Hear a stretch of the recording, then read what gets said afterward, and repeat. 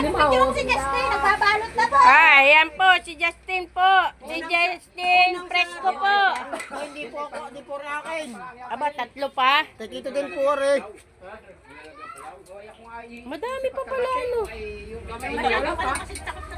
Si Ate Emma? Hindi naman kang ubos.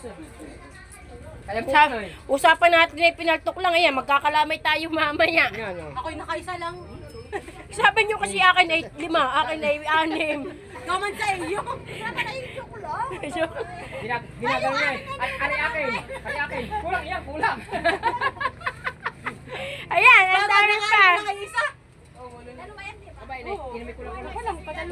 Kulang dalawa sarap din ay. Ay, nako kayo. Yung mga may gusto ng sulbot dyan, alam nyo na ang panggagawa. Akala ko pumarini. Alam nyo na, pinakita na yung panggagawa niyan, manggawa na kayo. Ay, ang